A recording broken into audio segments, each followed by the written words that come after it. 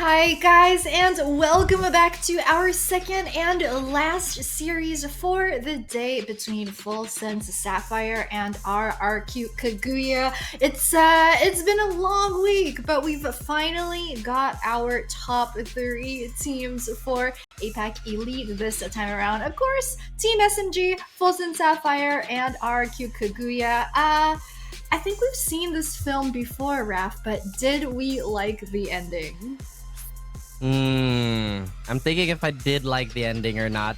But in any case, I think it was such a great milestone for RRQ to finally retaliate against FULLSENSE because for some reason, every time there is a FULLSENSE RRQ game, FULLSENSE just kind of turns up the dial to 11. And just to go back on to go back on what you said about our top 3, I feel like to me personally it's a little unusual to not have OGX in the top 3. It's usually OGX, SMG, and Sapphire or RRQ, but to see both of them here, it's like that's something new for me personally. It was a Taylor Swift reference. Okay.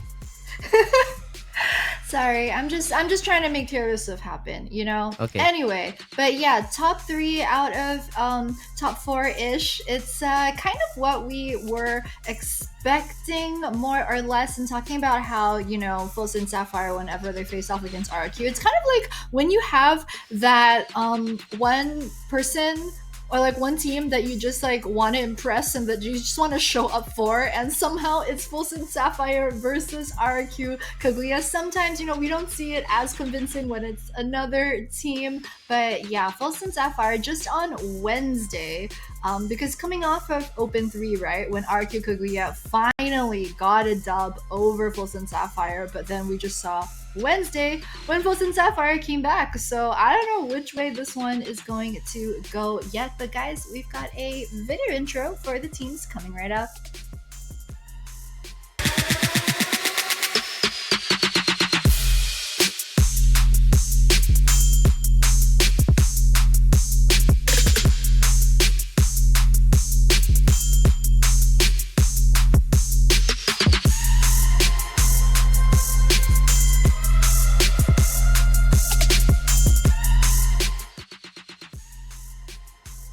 FULLSENSE Sapphire, the squad that represented our region in Berlin last year. Alyssa, Baby TZ, Ginny, Muffin, as well as Polly, just hoping to make that run back through to the Global Game Changers Championships once again this year. You know, they are down to the lower bracket, so we'll have to win this series before they can get that rematch versus a Team SMG tomorrow.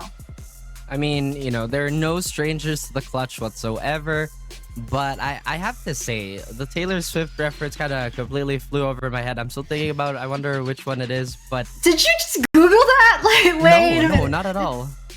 I was like, huh?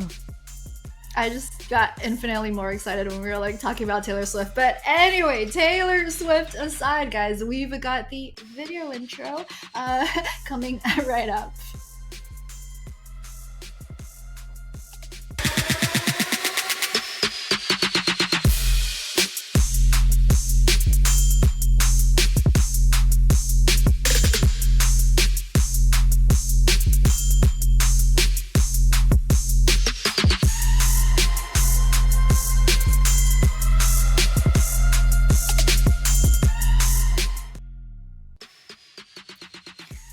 RRQ Kaguya, the girls who just managed their 2-1 victory over Scythe and WJ like 30 minutes ago. Y'all know these girls. We've seen so much of them the entire year, the whole week even, and we had a 25-minute break. It was a pretty short break, and after that series there, like, I don't know, like, how they're going to do, because They get dropped down to the lower bracket, so you have to play more games in the double elimination. But not just that grueling schedule for the week, just their schedule for today already, like having to play two back-to-back best-of-3 series, coming off of the loss versus Wilson Sapphire 3 days ago too. I don't know, but if one team can make it happen, it's gonna be RRQ Kaguya.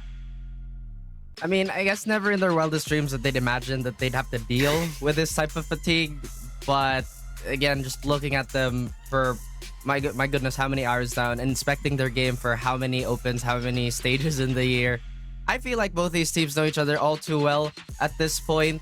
But I feel like maybe fatigue is definitely going to be a factor. RRQ definitely, they're going to be warmed up. I feel like that's also one of the benefits of starting the day early, but once again, they're already burning so much stamina by playing all these extra games.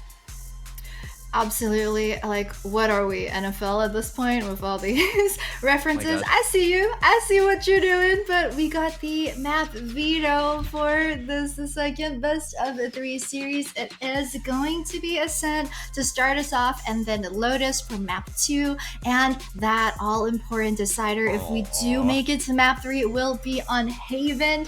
And really quickly, I mean, there's just so much to unpack right here. I think Ascent was the RRQ pick. It's also RRQ's second most played map, although personally, we had some interviews with some of the Game Changers players last week. Personally, I believe Ascent is Napski's most hated map, but sometimes you gotta make that team play. You gotta sacrifice for the team. I believe the way the map veto went also was that RRQ managed to first ban out Breeze because they kind of went 5-13 on that versus FULLSENSE Sapphire a few days ago. It makes sense that they don't want to play it. They banned it out first, and I think the last ban that went over to FULLSENSE Sapphire was they banned out Sunset. So a bit of a mixed bag. I think both these teams can kind of come away with things that they're happy about from this map veto, although we don't get Sunset for RQ, but they also don't get Breeze. That's true. I think both these teams are decently familiar with all the maps and very, very, I guess, efficient with the veto, as much as they would want to have their power picks, as you mentioned. But I have to agree with Napski. That opinion is so incredibly valid. Ascent is such a terrible map. It's just, you see the same comps over and over, and there's just... Okay, guys, real talk. The variation is in how you use your comps. There's just so many ways to play Ascent, but people still love to play the same way on this map, and it's just at least we have Breeze back. I don't know. Can we have Fracture and Pearl back, please? Like, can we just get rid of Ascent? Can we have Fracture and Pearl? Come on, man. Yeah, I feel like taking Fracture and Pearl out at the same time was maybe a miss. Like, maybe like Fracture and Ascent gone, or Pearl and Ascent gone, leave us like one of the bigger maps. I don't know, but at least I think there are at least a couple of things that we can look forward to in terms of the agent composition. I think that both of these teams don't tend to play the exact same mirror matchup. I believe RRQ generally run the Jet, KL, Killjoy, Omen, Sova. Sometimes they throw in like maybe a Fade and Astra. They've even done like Arena here and there into the mix as well, whereas FULLSENSE Sapphire generally prefer like the Astra and Breach. Jet, of course, too, plus the Killjoy Sova. So yeah, kind of like the 3 core is going to be about the same for both of them, but then, It does really come down to how they want to take their fights on this map, because again, when you have KO, you're kind of leaning towards the value of a suppression and just kind of, once again, simplifying the game to a bit of a brawl. And to nobody's surprise, we're actually going to see the Jet back on Ayumi Chamber! While... Ooh, actually. You know what? Yes. Yo! Yes, Muffin. Yes. Great job. Chamber for Muffin. Viper. I think we were expecting, so we were kind of expecting, the Astra, the Sky, the Rays even. Viper also, we do tend to see a lot, but ooh, Chamber. I think that's going to switch things up. We saw Chamber yesterday as well on Bind.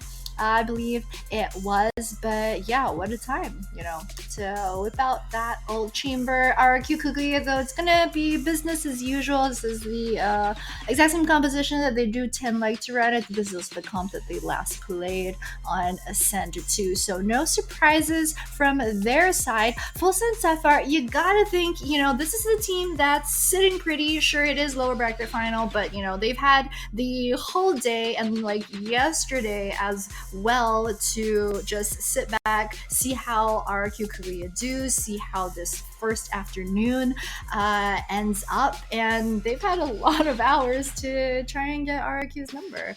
Really quick, before we hop into map 1, Raph, what are your predictions? Well, I think Sapphire might run away with this because they're going to be playing with a chip on their shoulder, and I really, really appreciate this high responsibility, high execution lineup that they're running for Ascent. I gotta agree with you right there. I think I might call a 2-1 in favor of Full Sense Sapphire. But guys, once again, back to bless all of our ears with their lovely voices are our casters, Tara and Zach. Ladies, do what you do best. Ain't no Taylor Swift, but you got Taylor Sheesh and Zach here on the desk instead to cast the games. We would be enchanted for this matchup and who will play the anti-hero, but one thing's for sure, they have to be fearless. The question remains, are we ready for it, Zach? I mean, I don't know about everyone else here, but I'm certainly ready for it, especially since, as Raph so kindly pointed out, we do have a little bit less than orthodox comp to be coming through on this map of Ascent. I'm pretty sure I can speak for all of us when I say we're tired of the Jet, Sova, KO, Omen, and Killjoy that we often end up seeing time and time again, but a little bit of variation and variety to come in from Full Sense Sapphire. And personally, I am excited to see how this comp plays out as well, because you have something that is meta for a reason, right? On RRQ's side, It's tried, it's tested, it's proven. And then you have a little bit of a variation thrown into the mix with Sapphire's squad. And the thing is, Sapphire, if you look at their history before this on Ascent, they like to also go in for that kind of trademarked comp. This is something completely new that they've cooked up, and I'm super excited to see how this is going to play out, because in the past they've been pretty successful, of course, against a lot of different teams, but on Ascent, they've never really faced RRQ. And with them having played each other so many times over the year, I'm excited to see how this Ascent shapes up. Familiar with themselves, as we would say. Ayumi already immediately shut down by, of course, a Muffin on that chamber. They reposition themselves, taking more control over side instead, but mid control is the way. Polly, though, to stop B main from that push. Ginny on the other corner to secure the round for Full Sense. Fast execute, fast round for Full Sense to take them down. Quick and aggressive, that was the name of the game, and that's exactly what happens with Full Sense. They fight for every single inch of the map. First, this nasty fadeaway from Muffin for the opener, and then this crossfire on B side that just goes completely unstopped. Ginny, of course, in the back pocket, ready for those final couple of kills, and that will be Full Sense to take that pistol. Now for the anti-eco, gonna be fully buying up here, and RRQ, they weren't able to really find anything aside from those one or two kills on site, so not much of an economy that they have to build upon. Just classics across the board, in fact, not even a Sheriff or Frenzy. That said, though, I think if they can at least find a couple of picks, do some damage to the economy for Full Sense, it will set them up better for the next couple of rounds, especially since they are able to at least farm up this ultra towards A main. Now, though, Contact comes in, Baby TC spots out that player, Poison Orb comes up to buy a little bit more of time on the delay, and with that Molly coming in, it's gonna perfectly isolate them. However, Ayumi with Dash finds that opener. Immediate trade to come in from Ginny, though. Still a 4v4 situation here. You can see those players from RRQ trying to go for the gun, but there's just no opportunity being given. It's a trap, as they would say. The time you pick it up, that's the time they swing out as well. That's gonna be the turret, pinging some enemies. This is RRQ. This is Aluka waiting patiently from hell. But Alyssa shuts her down. They're already on her way for that defuse. A 2v2 scenario. Napski with a double on a free gun, by the way. Now down to this kind of situation. Ginny to also go down. They go desperately for that defuse, as they have that proposition. They would get the kills, but that didn't happen. Wow, what a round. Free gun, by the way. 5 classics and 5 kills coming in for the RRQ side. It starts with this opener, of course, onto Baby TZ. Just wasn't expecting that kind of dash play. And after that FULLSENSE, they just... The plant is in such an open position that it's just so easy for these classics to do the damage. And the headshots, the perfect headshots to come in from the rest of the RRQ squad, clean up the round for them. They pick up the 2 Bulldogs and they're going to be able to buy up Vandals for the remaining members of the squad as well. And unfortunately for FULLSENSE, they're going to have only pistols to work with. A Frenzy, a couple of Sheriffs, and of course, the classics. Tables have indeed turned at this point, as RRQ has the advantage so far. And if I'm not mistaken, Iceberg was also able to set up a shock turret for the plant that they had a while ago to really utilize and maximize those whatever they had at that point. RRQ really standing tall after that round. Anyway, we do have FULLSENSE, just having their pistols, some frenzies. Muffin already flushed out perhaps, when it comes to Hell and even Jenny. One by one, they all falter. Now it's all down to the last 2 remaining players here, Ginny and Polly.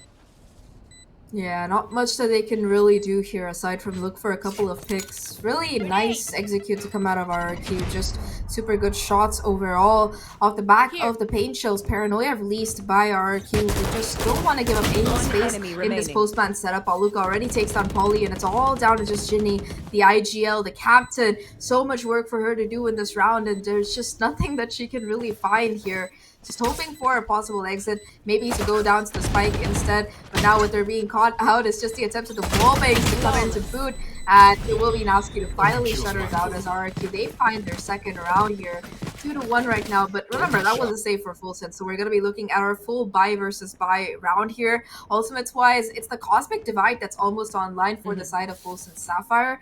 Could be really, really useful in that retake scenario. But for RRQ, they're pretty close to a lot of these ult snowballing. That null command in particular could be imperative for them to just snowball and push their way onto site, shutting down their opposition's utility. But they're also only a couple off of that Hunter's Fury, which can just prove to be so good at zoning or in that post plant. They do need to wrestle back, as they have the buy this time around as well. It's a buy versus buy that we're looking at, and RRQ, they had a flawless round for that. Having that more of a cushion when it comes to that economy as well will help them out in the next following rounds. But it all boils down to this: can FULLSENSE hold control of A site? It's a triple stack onto A. They do have that chamber on trees waiting as well. And aside from that, they do have the delaying tactic available in their hands. They can throw in Snake Bite here. And with the help of the rest of the members of FULLSENSE, maybe it's a different story. That's gonna be that TP coming in. Drone already shut down, but able to secure a double kill from the side of RRQ. Opens up a little bit of a space onto site, but they're not yet in their full control, as already rotations coming in from FULLSENSE. Their situation here. Ginny was able to find a kill, so she still does have that Cosmic Divide, but immediate null command to come through from the attackers here. RRQ just ensuring that none of these retake ults can really be used. It's gonna come down to the gunplay and position. Already, Napski able to isolate the first, taking out Polly. Ginny though from under heaven, able to jump down and at least find a kill, but RRQ, they hold strong. Aluka and Napski between them shut down whatever remains of the resistance of the FULLSENSE side, and that's another round that RRQ put into their pockets. Very, very cleanly done. This execute, of course, it was slowed down a little bit by Muffin finding that opener, but Ayumi and Aluka between themselves are able to just find those trades, and overall, at post plant, it was just impactful to come out of the RRQ side, really not giving FULLSENSE any space or timing to work with here, and once again putting them at an economic deficit. That was their full buy, and with them losing it, it's going to be just shares for them once again. It's a sheriff's, but sheriff shots in the hands of the East players, you cannot discount it out. And RRQ, they seem to have warmed up, especially coming out from that win as well. They do have that confidence, that momentum coming in from that last map that we saw. Muffin might be able to spot somebody here. Pulls out Headhunter away, and that's gonna be Baby TZ instead falling. Muffin as well to come with her in a 5v3 scenario. Already picked out 2 players here. They do reposition and hit B, and this is already the take from that Killjoy setting up. This for Full Sense. Right now, they want to make a retake happen, but this is gonna be difficult. Spike planted. For sure. They seem like they have some kind of inkling about the urge towards mid, but with only 3 players left, they look to focus towards site instead. Smoke comes down towards main. However, it's still gonna be the utility to spot out these players. Nafsky already with 3 on the round. Best chiming in as well with that lurk finally kicking in, and now it's just down to Ginny here. Tries to find something, but Aluka already with the angle will be able to shut her down. 4th round online for RRQ, and they still have those crucial ultimates that we were talking about. The lockdown online for Nafsky, as well as a Hunter's Fury for Iceberg. And now we're finally going to be seeing a timeout, most likely coming in from Sapphire here. 4 rounds down. They need to figure out how they can make things work out in their next buy. One off the showstopper, Cosmic Divide ready to go, and the Operator finally kicking in for Muffin. It might be what they need to really halt the momentum of RRQ in their tracks. They do have that big of an investment as well in the hands of Muffin, especially on a chamber. We know how strong that could be. And as soon as you are able to shut down one, this map is a play for default anyway. And you can definitely see how crossfires has been set for both sides of the teams. Even when Full Sense is on that full buy a while ago, we do see them trying to clear out these crossfires. Just so happens that so far, RRQ has been difficult to deal with when it comes to the aim duel from time to time, and even clearing out the angles. They seem to have win engagements that are very important to them. And for Full Sense, they do try or want to try to get that trade off happen from time to time, but instead they get the double kill quite easily for RRQ. Let's see how they would deal with that as we see that buy round come in from the side of Full Sense and an Operator as well. An immediate pickoff would be nice for Muffin, but so far it seems to be a B hit for the time being. RRQ, they already want to go inside. Ayumi to fall down up in the air. Ginny setting up smokes left and right. They tried to put in a Nano Swarm Polly to stop them on their toes. At 5v3 situation, they reposition themselves on the back ends of the site. And RRQ, they still try to hop on one by one. Iceberg secures 2, but is it going to be that first ace of the day that we're bound to see? 3v1 here, Zach. Wrong buddy out. Everyone, Polly's still being a menace towards his backside. It's all up to Iceberg. She knows where Polly is, but has to find the timing on the remaining players. Is able to at least find that first kill. Shotgun doesn't quite connect, however, and Baby TC will be able to find the timing to take Iceberg out. Finally, our Full Sense, they strike back with a round of their own, and it's all thanks to the heroics of Polly there, who just goes with perfect repositioning to find kill after kill after kill. I don't know how she was allowed to get a 4K legally here, but it's unfortunately not going to be the ace. Just another day of 4Ks and teammates stealing away the ace. At least it's going to be a sigh of release though for that Full Sense Sapphire squad, because RRQ's momentum, it finally has found some kind of pause.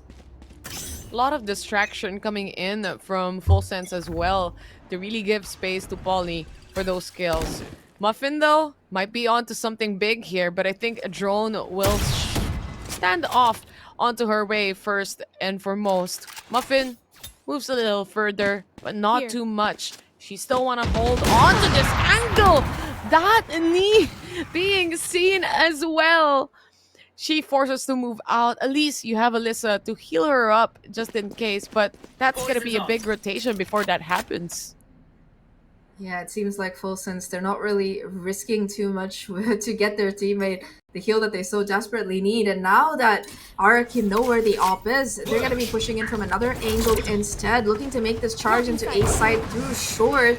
still gonna have a couple of players on site, and Baby TZ able to find that first kill at the very least. Muffin with the headhunter as well for another 2, and now it's just gonna come down to Olica desperately fighting for her life, but Alyssa denies even that much here, and it will be FULLSENSE to find their 3rd round. Now the ult economy, it's shifted in favor of FULLSENSE here. They have 4 out of their 5 ults ready to go, and only 2 missing on that Viper's Pit. Now it's RRQ's turn to call for a timeout. Well, we saw FULLSENSE have that timeout and quickly recover from the round losses that we've seen as well. So RRQ might need to do that same thing as well and try to go back to the drawing board and internalize what has been happening and how the takes have been going in their side. Napski haven't used that lockdown yet, so we're about to see that still.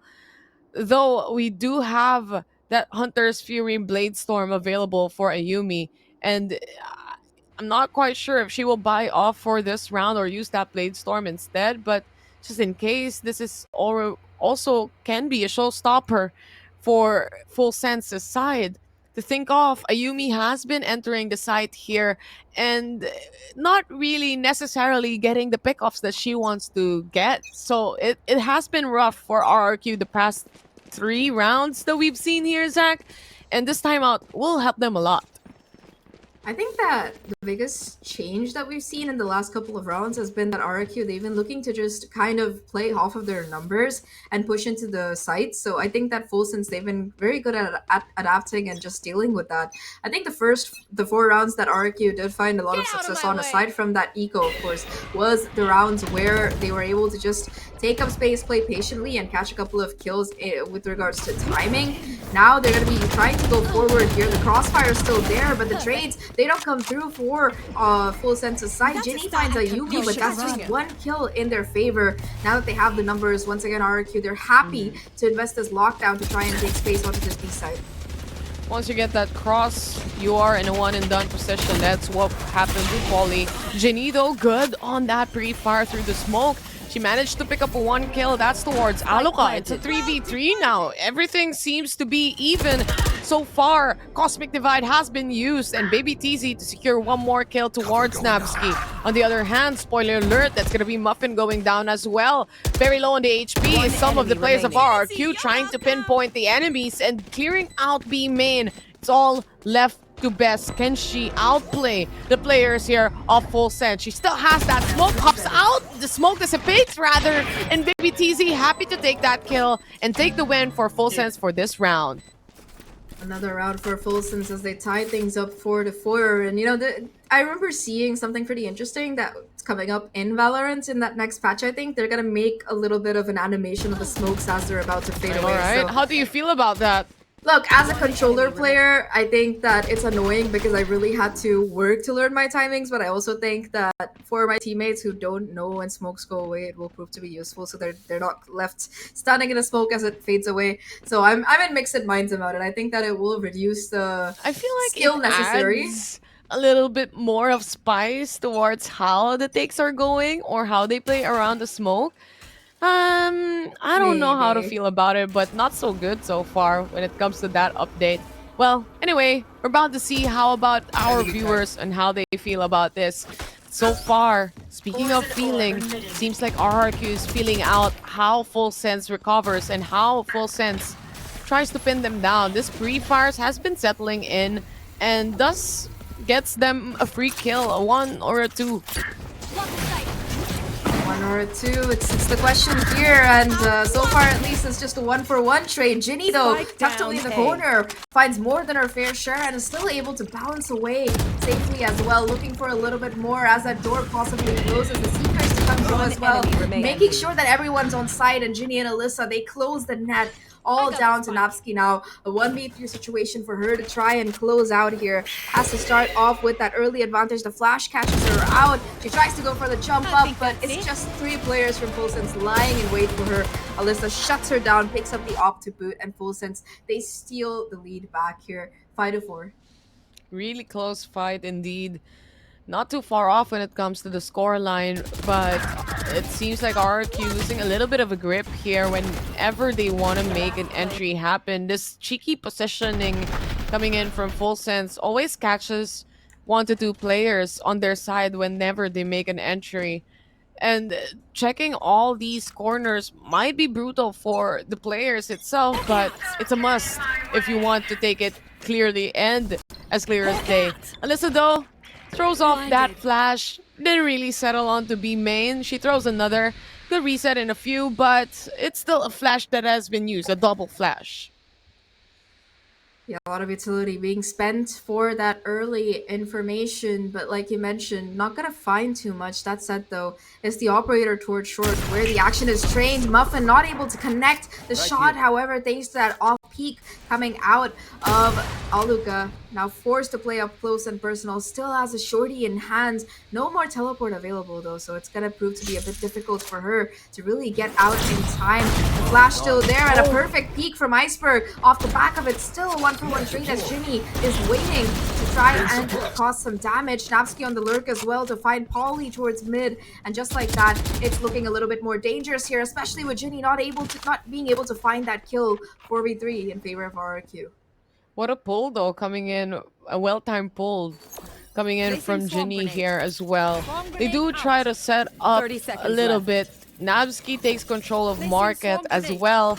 She does have that double swarm to try and delay any peaks from the enemies. The smoke is there. Setup has been put on from the side of RRQ. Just a matter of time before they go in, but to settle off that flash, they get a kill. Alyssa to secure one, but quickly traded by Nabsky right there. 3v1 scenario. They take up space and control a side, clearly planning it and clearly heard by Best to secure another 5-5. So far, so good, and it's very even. Yeah, it's finally RRQ opting to play a little bit more default, going for the picks instead, and they're rewarded for it, of course. This first opener that they found onto Muffin there, taking that operator out early on, really making the difference, I think, when it comes down to applying pressure to this FULLSENSE side. But if you notice, that round, it really went down to the wire. They didn't start putting that spike into the ground until it was like 5 seconds left on the clock. So a little bit more delay. It could have possibly been FULLSENSE winning just off the back of time, but it's still gonna be economy there for both the teams. In fact, Muffin to pull out the tour de force as will immediately suppress though. So at least for the side of RRQ, they know where this chamber is playing. They still have to deal with the utility available on this side, but that null command, it's gonna help with that. They cancel out the delays here. No snake bites to catch them. And this is RRQ just being given away that space. For the tide of FULLSENSE, it's obvious that they want to take or make a retake scenario happen instead. They have that Cosmic Divide anyway, and a Showstopper to go in on the side. Snakebite being thrown off, that Showstopper pop onto Hell. It doesn't connect, but they still get the kill here in the hands of Muffin. Aluka, though, to hold down the fort for the time being. 4v3 scenario, perfect peak, perfect angle, but Ginny catches her off as well. Cosmic Divide has been set. Do they have enough firepower to make this happen? They do have that ult from Iceberg. Hunter's Fury being pulled out. They still have enough time to really mix and match, but Ginny is the only person remaining. Time is dwindling away. Can she make it happen to defuse? Nope. Napsky to hop in on the smoke. Instead, RRQ, a very well executed post plan. Before the switch. Definitely. I mean, if you look at their positioning, they made sure that Sova, like Iceberg was ready with the Hunter's Fury towards main. The job of the players on site was to buy more than enough time. And even with that Cosmic Divide coming in for the retake, even with the Nanoswarms being used early on like that, there was just no space available for Sapphire to really even try to defuse that spike. Very unfortunate circumstances for them. And they didn't even get a chance to use that tour de force as well, because Muffin pulls it out almost immediately, being caught by the 0 point and just suppressed into oblivion. Really, really difficult situation there. Now, however, they have the operator online once again. A bit of a mixed buy for this FULLSENSE squad, ranging between a sheriff and an operator depending on the player. So I think that it's going to prove to be interesting as to where RRQ decide to attack, because that operator so far, I think it's found almost no value for the FULLSENSE side. It is, and also at the same time, 0 point. Muffin caught that as well and has to reposition, especially with her traps and her rendezvous. Can't use it for the meantime. Polly really pushed up here on B main.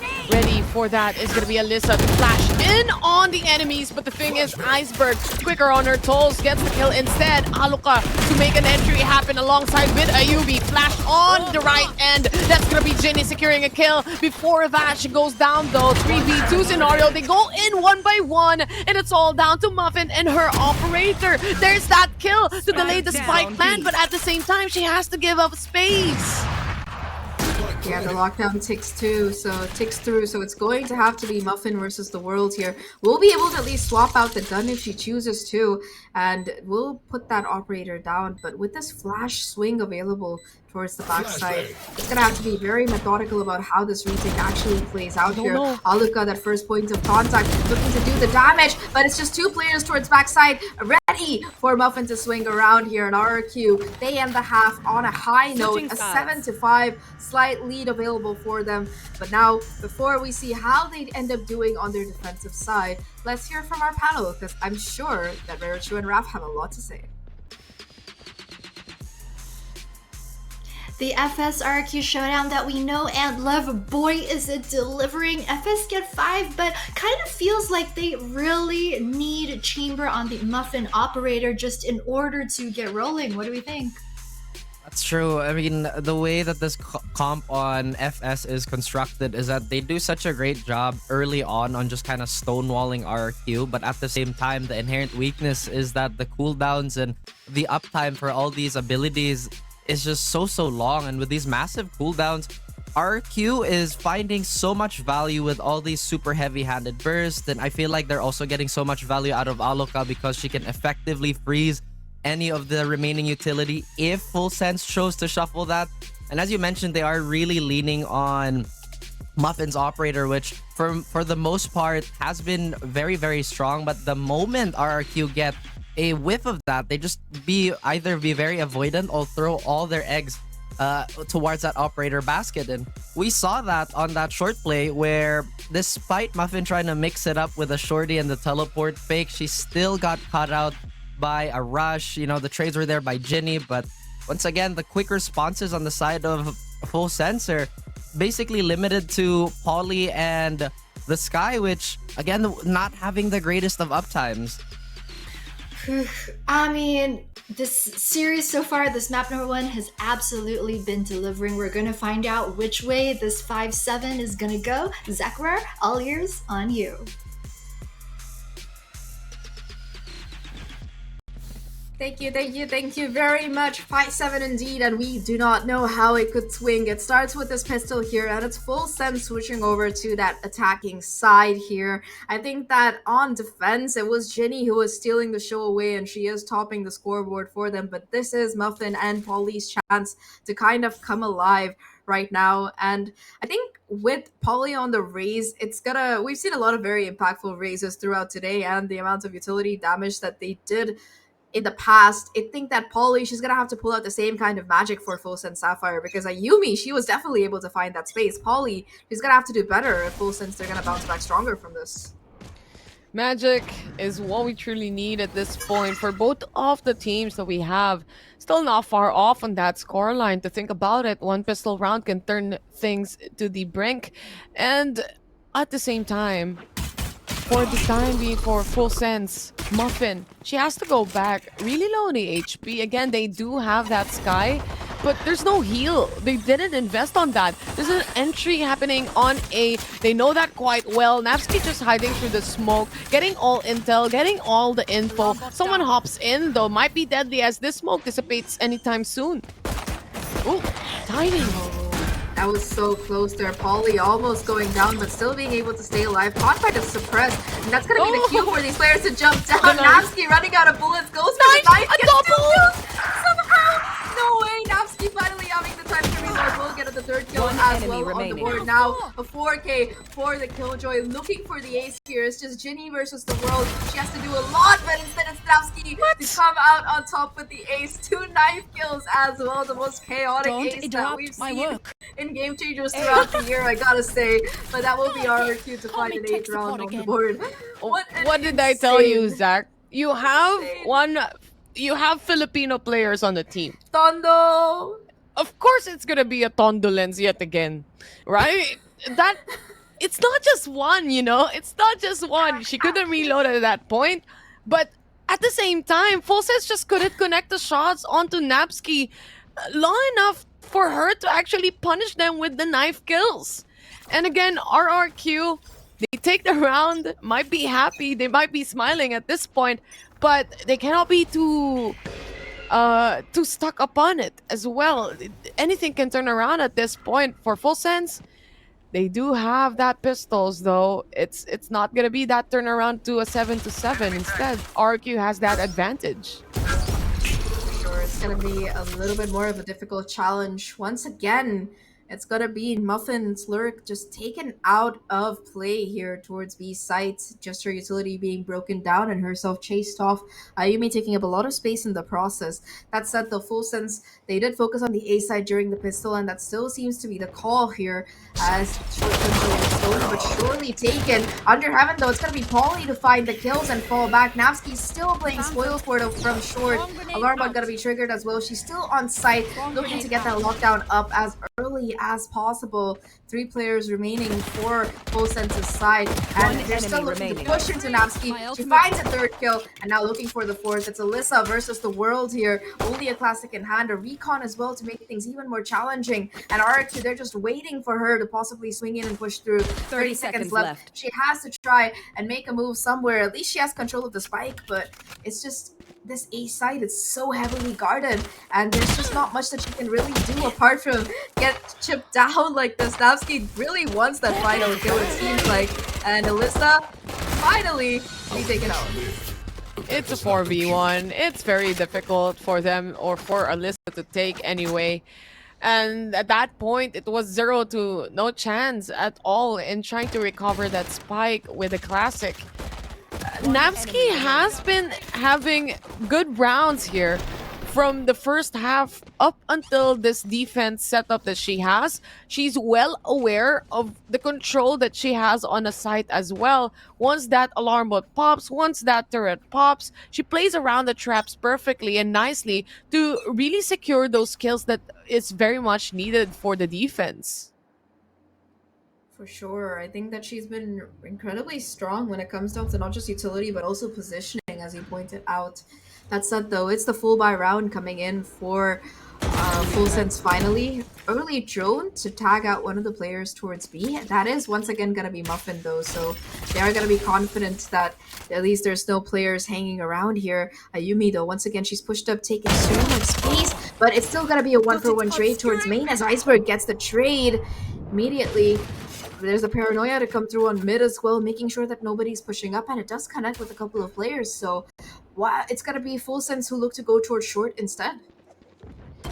RRQ, they give a little bit of space. They know they have entry on side. Napski, how is she getting away with these kills? 19 HP remaining on Alyssa here as well. They drop down that lockdown. Baby TC to secure one. She knows there's going to be someone hopping out. And again, instead of pushing forward, she repositions herself onto Hell, but caught in that is going to be, of course, Baby TZ. The ultimate from Napski just perfectly aligned. Aluka to even get a kill onto that nade. Napski having the time of her life here. Zach, she has been performing so well. If you have a 9-point ultimate in ready after 2 rounds, I think that's just a testament to the kind of game you're having. And Napski, I think she's already on like 28 kills, so pretty impressive. Yeah, see, perfect. 28 kills coming in for Napski. That's a 5-point-something beauty that she's rocking right now, and it just seems like she can do no wrong.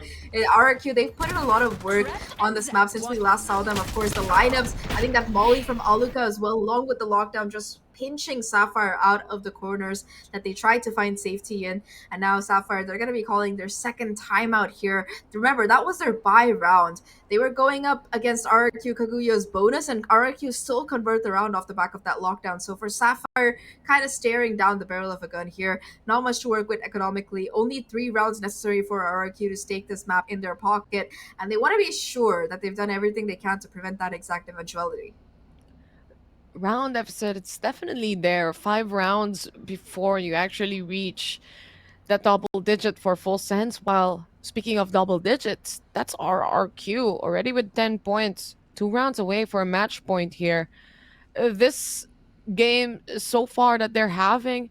For Full Sense, they don't have that power coming in from like a cancel on that utility like Aluka does. They don't have that 0 point, so they really do have to deal with this nano swarms, the alarm bots that have been set up by Nabsky.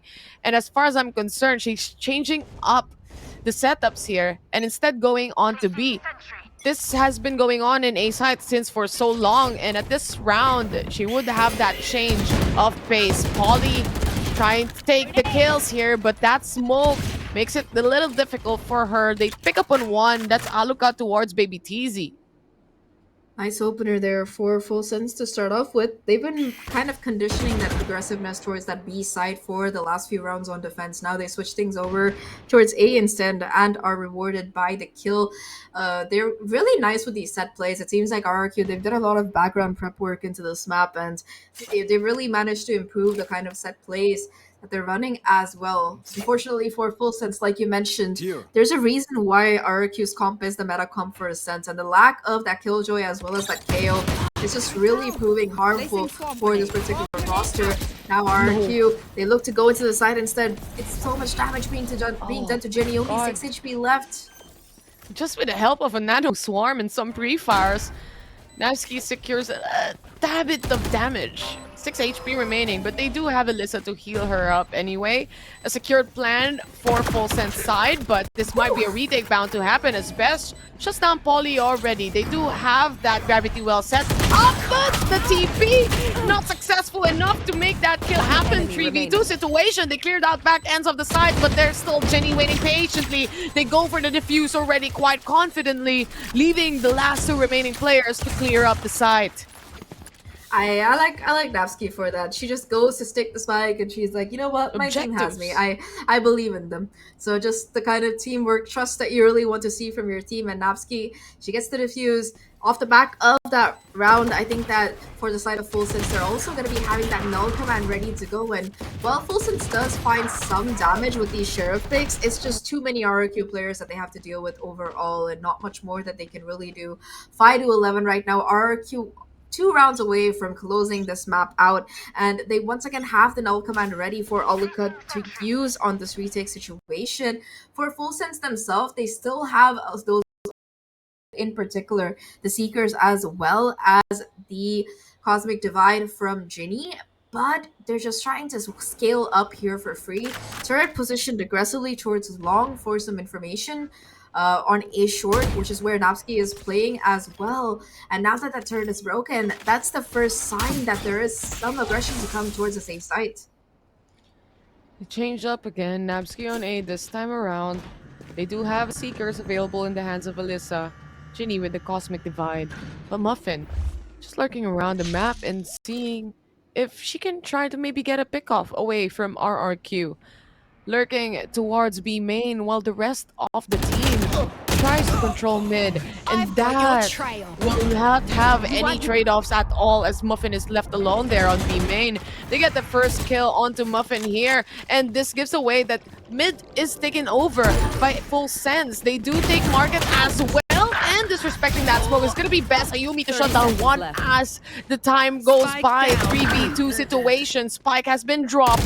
Baby TZ goes down, but the kill goes to Ginny instead. Aluka, the only person remaining from RRQ. Ginny, no clue where she might be. Oh, the barrel! I think she saw it! It's gonna be just leaking and peeking up slowly but surely, and Aluka wins the duel instead. The information played out in the hands of RRQ onto a match point. That round was so close. It went down to the wire there, and even though Jenny was able to bring it down to a 1v1, just the timing was not in favor. Aluka able to just walk up, creep up, and find that final kill. It was a nice try by Full Sense to be able to get it as far as they had, especially clearing out this backside and making sure the trades were favorable. But unfortunately, the position from Aluka was just a little bit too much for Ginny to deal with. And just like that RRQ, they find another defensive round. It's been a flawless half so far from them. And now they're about to close it out. Operator gonna come online for Ayumi finally. And they have a lot of these retake ultimates available. Still the Null Command in their pockets here. And Full Sense, unfortunately for them, the Showstopper is the only real ult that they have to work with, so they're gonna have to be very careful about how they use it. They do have the walls from a Viper to play around with, especially trying to take cover and trying to gain control towards mid or that map control, denying any vision from RRQ side. And the operator in play with Ayumi in the corner as well. Here. She takes up 1 kill at a time here, and that's first towards Polly.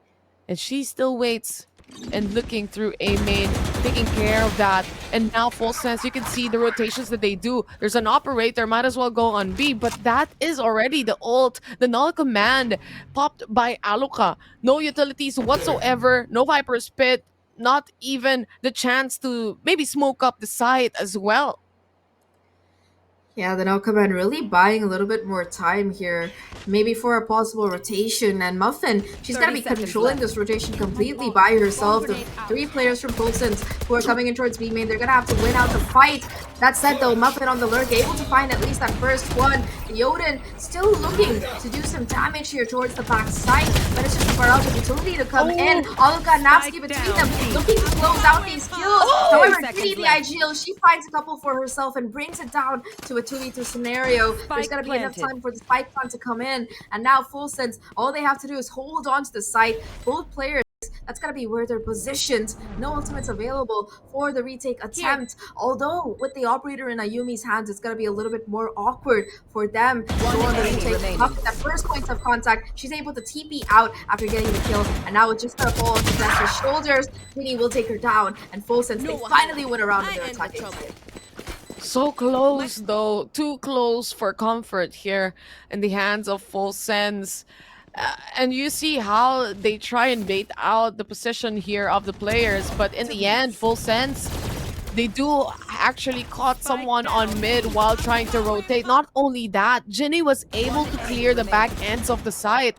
That bolt house was essential for them to take and really secure this round. 6-12, it's still a long way to go for Full Sense, but as we say from the previous days as well, one step at a time. Brick by brick, that's how you do build an entire house. And you're right, it's only 6 more rounds that they need to make sure this map doesn't go in their favor. Ayumi again tucked into the corner though, plays spoil sport on Polly as she satchels in. And that early take being found by RRQ, it's gonna throw a little bit of a spanner in the works for Full Sense.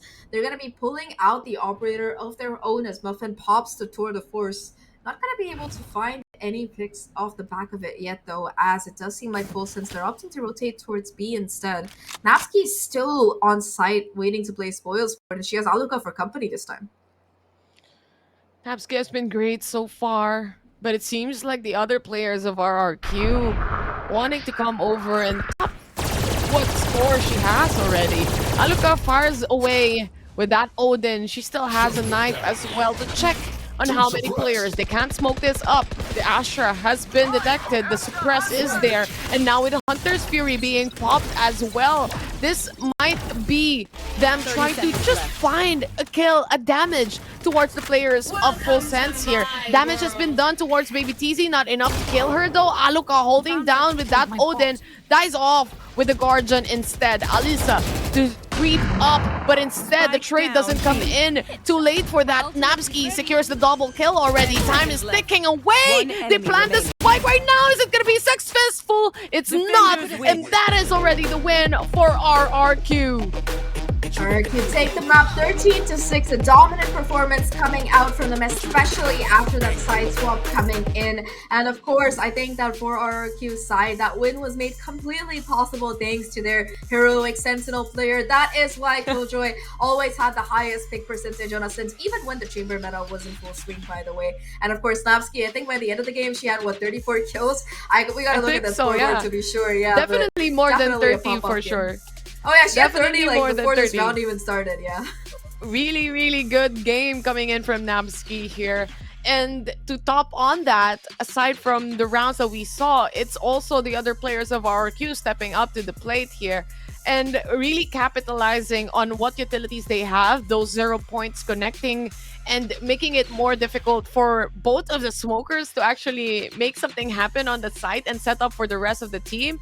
But nevertheless, this can be explained more further by our wonderful panelists. So I'll pass you on to them. Raichu and Raf, please do take it away.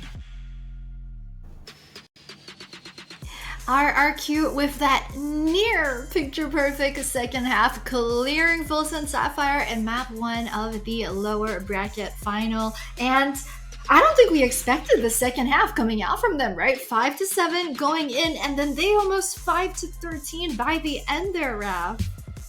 Well, the only explanation is Namski just does not like playing Ascent. So she had to get rid of it, get it out of the way as quickly as possible. But, kind of reeling it back just a little bit. I feel like what was really lacking on the side of FULLSENSE was their ability to just kind of have any sort of meaningful hold on the site. Yes, they invested so much on routing the safest way possible towards whatever point of interest that they want to go to. But the sacrifice was the post plants were just that much weaker, and all these combative or combat-oriented utility coming their way was just a little too much to handle. I mean, still big props to Ginny for really trying to keep her team afloat, but FULLSENSE, man, it just looked like they got the wind knocked out of their sails with RRQ's performance. Yeah, Ginny, she definitely had that standout performance on the Astra 2314. She's 340 ACS on the losing team. And I think that's easily double the ACS of any of the rest of her teammates. But the standout performance absolutely star of the show has to go over to Namski, 34-7 on the Killjoy, over 400 ACS. I think that's the maybe third time that we've even seen an ACS that high in the 400s this whole week. And looking at more of the stats, we've got the 7 out of 8 post plant going the way for RRQ Kaguya. FULLSENSE Sapphire, however, only 1 out of 5 of post plans. And I think that's also one of the issues, right, that FULLSENSE Sapphire had this time around, just map control or like being able to hold site, right? Not quite where I think they wanted to be. Yeah, I mean, like I said, right, with every point of interest that FULLSENSE wanted to take, they're very successful and they were very, very hard to contest. But once they had to kind of pack up and get their utility somewhere else, it's just that massive cooldown and just that long time to set up for, the more optimal holds that kind of gave RRQ an extra pep in their step and just the right amount of time to basically let Namski hate on Ascent even more. Bruh, 5.4 KDA. She's literally more than 1v5ing at that point. Many times. 5 plus KDA. What does that even look like? How? I don't understand. She was like, call an ambulance, but not for me. I mean, RRQ, they're definitely making a statement in this map 1 of our second series of the day. Earlier in the afternoon, they can kind of forget that series. They looked a bit shaky. Maybe it was the warm up in the afternoon game. We're not really sure, but I'm so hyped for this series. I mean, I hope we get 3 maps of this, Raph. I think it might look that way, Maybe FULLSENSE just need to wake up a little bit more. Sometimes teams will have a very, very rough start to the day, rough start to the series, and maybe that's just what's happening. FULLSENSE is a team you can never really count out. Exactly. I mean, I think before this map, RRQ were 1-6 in series losses versus FULLSENSE Sapphire this year. Map score was something like 3-12. This time though, they're gonna make it that 4-12. But boy, what a time for them to step things up. Guys, get some popcorn, grab a snack, because we'll be right back.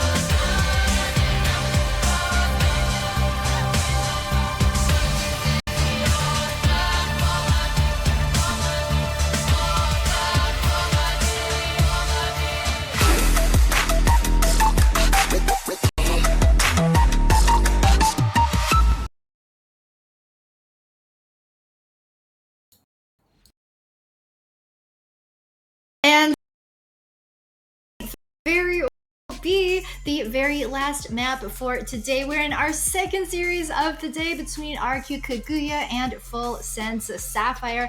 After that absolute shellacking that was the second half of map number 1, like, what can we expect in this map number 2? I don't think I've heard that word in the last 10 years or so, but you know what? Hey. I don't know what to expect now. It's just that totally got me off guard. But here we are, a map 2. My age is showing. No, it's not. It's just that actually caught me off guard. You know what? Let's take it. Let's take a step back. We're gonna go on to Lotus. We're going to. I feel like though. Okay. Now we're back. So Ascent is a map that's very default heavy. It can be very stalematey. I feel like Lotus is the opposite experience. I think it's still very pendulum like. We see so many 12-1s. We see so many 11-0 comebacks on Lotus that it's crazy.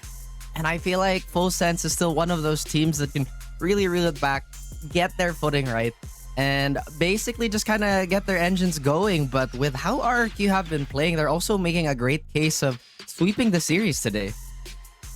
Oh boy, I don't think anyone would have had that on their bingo card coming into today, but I mean, Lotus, also the stats for this map for these two teams are kind of interesting because, you know, this is the 8th time that we are seeing these two teams face off against each other, and as we mentioned before, RRQ are only 4-12 in terms of map score. However, one of those 4 wins was on Lotus, but it is like I think it's like a 3-1 in favor of the FULLSENSE on this map. But you know, when you're looking at the entire map pool, you're looking at chances for RRQ to perform well against FULLSENSE Sapphire on the fact that they're not able to play Sunset. I think Lotus is going to be one of their best bets. They've traditionally had some success on Pro also, but you know, we're not going to see it at Elite this time around. So it might be a 2-0, Raph. It might be a 2-0.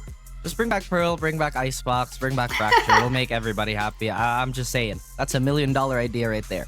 But going back onto Lotus here, I feel like there's been quite a bit of data being, or rather has been presented for FULLSENSE to study today, but it also could be a ploy. You know, I'm really still not that big of a fan of the Gecko pick on the side of RRQ because I'm still not sure if it brought the temperance they needed to kind of find that that level of just stability for RRQ, or was it just kind of a bit of a clash with how they usually play? Because at the same time, they had a wonderful defensive half against, you know, the previous team earlier today, but that was only because Alka was also being a little more aggressive with that operator and letting that utility be second fiddle to her primary objective, which was, you know, using that operator to be the initial doorstop for this team.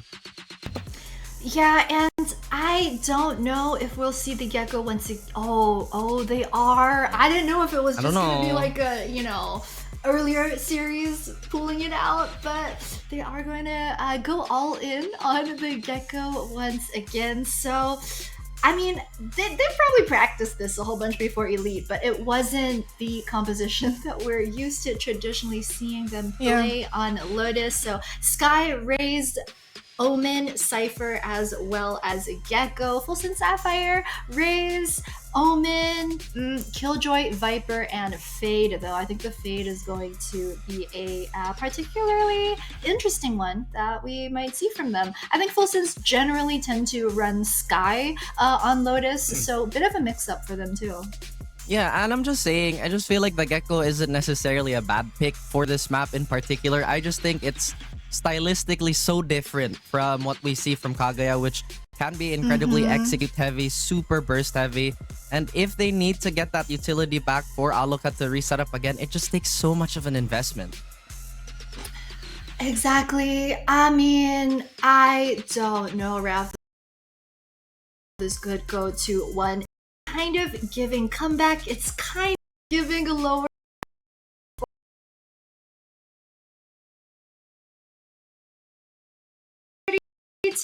into number 2.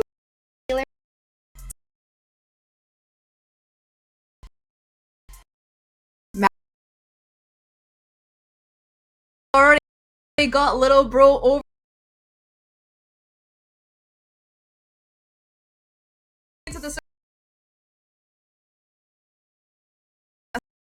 sense after that defense that we saw coming out of them, and now going down to these two teams. They faced off already on Lotus once in that upper bracket where FULLSENSE they were able to RRQ down after a 13-6 victory on Lotus. This is RRQ's chance for revenge though. If they can beat FULLSENSE on this map, they will not only lock themselves a spot in that grand final against SMG tomorrow, they will also find redemption for themselves, which is always a nice thing to have. It is. They've played this map a while ago, but sorry, Wingman, you have to go in server now.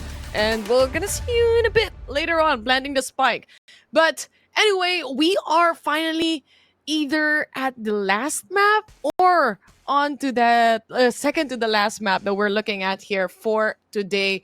And just want to first give out a huge shout out, of course, to all the people who are watching right now. Even PRX is tuning in. And by the way, Boaster is also watching.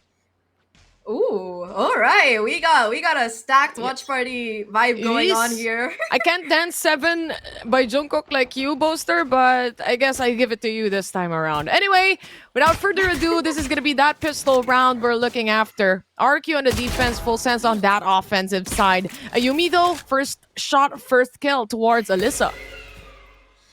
Already huge opener there, and with the Viper taken out, it's gonna be a little bit more difficult for these executes to come in, especially since that Viper wall is so useful for those lurks onto that ace side.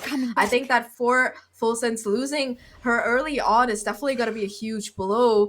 That said though, they look to reconsider going towards the C side instead. There's still that Cypher utility waiting to play Spoil Sport, and with that dark cover coming in, that's the cue for FULLSENSE to try and execute into sight. It's the smoke to cross over here, and the Haunt as well. It's gonna spot out these players as they go forward. Still a 5v3 situation here. Iceberg shuts yet again another player, but this Classics has been working out greatly for them. Perfect flash as well as Snapsky secures that 4v1, and it's all down to Ginny fighting for her life, but Iceberg still finds her away. That first round goes to the side of RRQ. Really nice shots to come out across the board here. And of course, we've talked about the way that teams play Lotus before, right? Always it's the elevation that you use, which is why you often see Omen picked on this map over any of the other controllers. It's that high-low setup that just made it impossible for for FULLSENSE to really take any more space on that site. RRQ, they start off strong with the pistol, now going in for that FPX buy, kind of, not really. They are going to be saving 2 players on just the pistols here and possible upgrades to come in the next one. But the judge on Ayumi, that's what I have my eyes on, because we've seen that judge just decimate players round after round on different maps alike.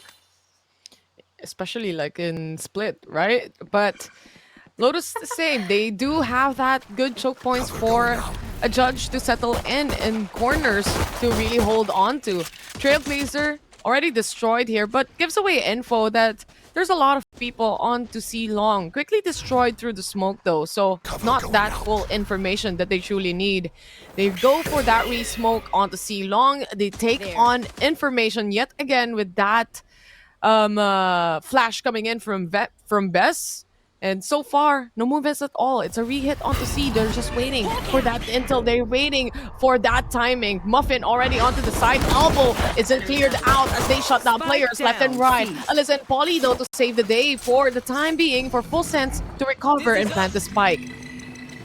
3-3 situation. Now the flake coming in. Alyssa, Aluka pushing forward off the back of Dizzy.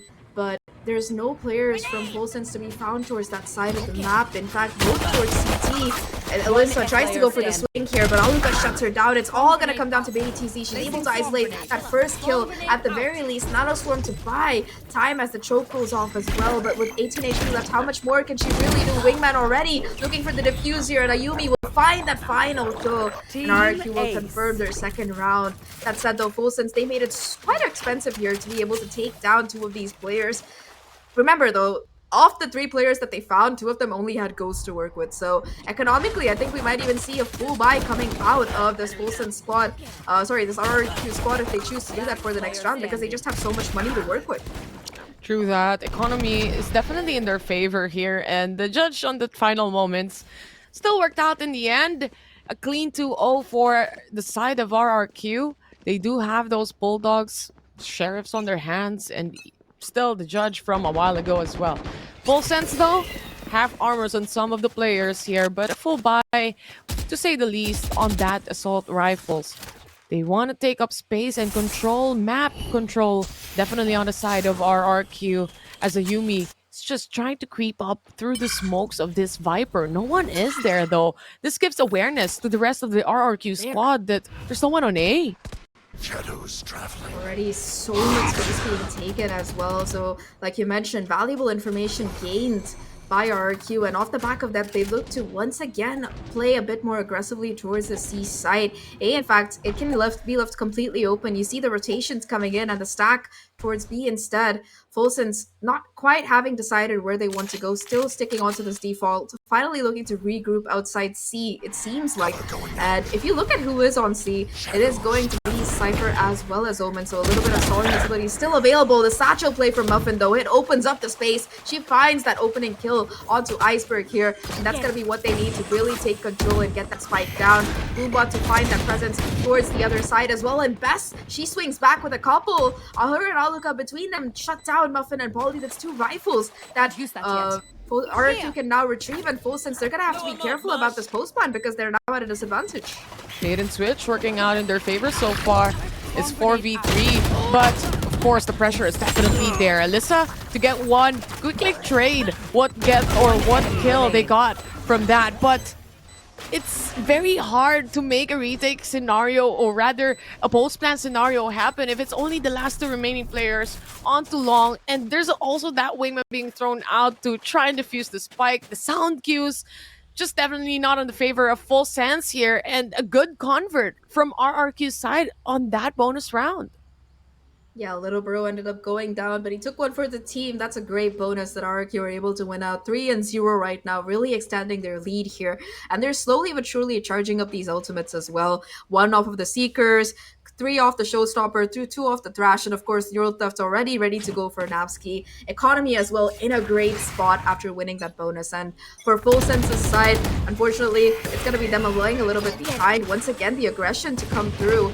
The Viper wall though letting FULLSENSE scale up quite a bit. Alyssa, in fact, with the hero rifle to take out Bess with that pixel angle, so that's first blood in FULLSENSE's favor. They do move further away as well. They know that there's one pick-off happening already.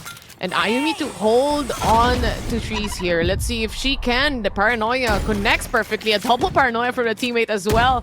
But this pushes further, or this pushes FULLSENSE back away. In this space, in this kind of scenario, it's already that hyper rotation from RRQ, expecting it to be a site, but slowly we're seeing them pull away and realizing that it's not yet an A hit, it's not yet on the site itself. Yeah, they've left C for the retake, kind of, and it seems like they are finally realizing it, that C is a bit vulnerable. Since Wingman did find nothing, they're gonna push over to try and stack up on that C site instead. Our FULLSENSE, though, they're already on site here, being able to just power through, and already in the corner, it's Napsky to try and find the damage here. Will be forced back, though, as the Showstopper sound comes in, and oh my, the angle is just perfect for Napsky. She takes on both Muffin and Polly. Neural Theft now come out here, smoke out the remaining position of these players. 2v2 situation as Alyssa still finds the kill here. And Napsky, she's looking to do the damage. Viper's pick now invested. The sprays, they're not connecting. It's still gonna be Napsky versus the world, and she finds the kills. RRQ, they deny the spike from even going down, and despite FULLSENSE investing so much in the round, the Showstopper, the Viper's pit, and it being an eco, they just aren't able to convert it. 4-0 now for RRQ. They did a huge investment here, and it must be on a call on a timeout right now in a 4-0. They used up the Showstopper here, pushing forward through that smoke, but Napsky with better positioning was also able to recover and get the kill from the reinforcement that Showstopper had. Aside from that, pulling out that Viper's pit just to secure maybe a plant for the time being on their sake, or for their sake, just didn't work out as planned, as one of the players of FULLSENSE was already shut down beforehand as well. We are now into a 4-0, and this timeout is a much needed timeout from FULLSENSE side. We do see the trash coming up online in Aluka's favor as well. So we seen it, we watched it from that first series a while ago, and could really give a lot of value in RRQ's hands. Yeah, I mean, when Alyssa was at attack in that first series, I think she had it ready to go every 2 or 3 rounds. So Aluka definitely one of the best players I've seen when it comes to charging up that Gecko ultimate. But talking about ultimates themselves, right? RRQ have been really good at just staggering their usage. So far, of course, they haven't really needed too much of them because they've had so many of these rounds with that economic advantage. But I think that neural theft coming through in that last round really was that difference maker. Knowing that nobody had crossed through onto side directly, let them spray through that Viper's pit, and with one of the players being as low as they was, it was basically a guaranteed kill at that point. Finally, another buy coming in for the Full Sense side. One thing that I would like to see Full Sense doing a little bit better is getting control of these ultimate orbs. I think that they finally realized that as well, which is why they're putting a little bit more pressure towards C and getting that one early on here. That said, though, Operator now gonna be online and it's taking up so much space towards A main. So again, that's just a lot of information available for the side of RRQ.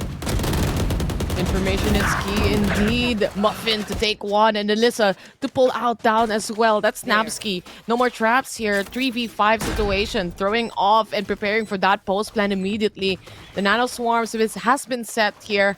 Best, on the other hand, invested that flash to see if there is someone on CT's side. No dogs, no trailblazer, but we do have and see that double satchel that Ayumi can use.